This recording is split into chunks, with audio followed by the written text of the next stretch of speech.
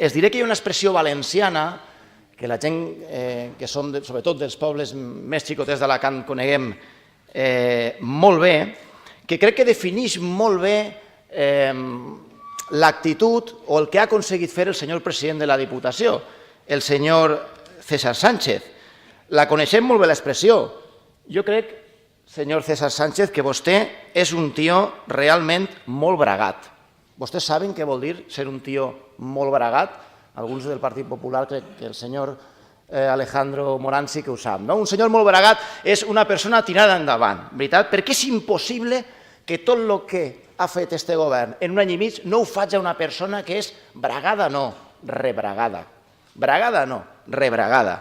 Miren vostès, és que, per començar, el senyor president de la Diputació va ser president de rebot, anava a ser Císcar, i en aquell moment el diputat de Ciudadanos, que ara no és el diputat de Ciudadanos, el va vetar. Miren com canvien les coses, no? Fa un any vetava l'augment de l'assignació als grups, fa un any i mig vetava el senyor Císcar, i ara miren com ha acabat, no?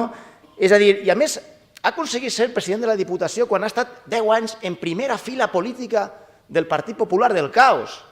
És a dir, ha estat des de 2005 en les Corts Valencianes supervisant tot el que hem vist ara que està passant.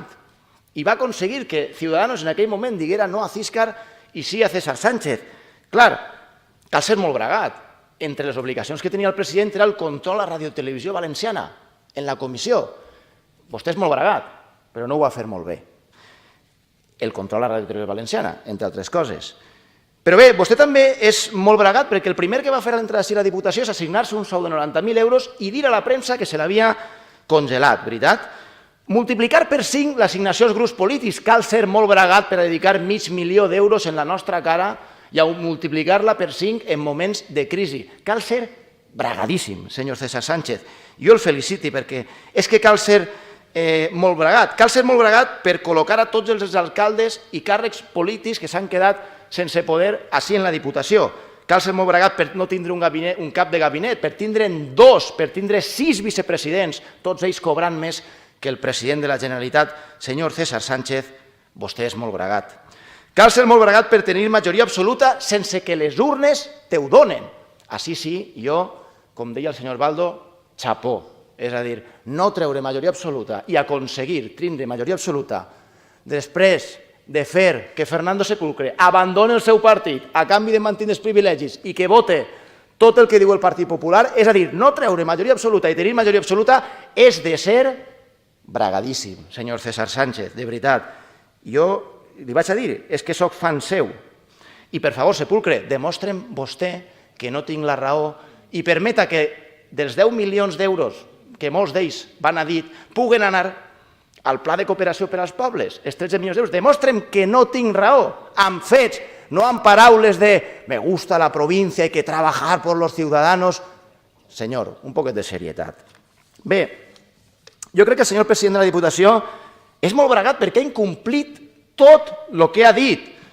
Els imputats tenen càrrec, els polítics estan en les taules de contractació, no han plantat ni plantaran 1 milió d'arbres, no han obert l'Agència Europea de Captació de Fons com a pla estrella que havien d'obrir el 2016 i no l'han obert, etcètera, etcètera, etcètera.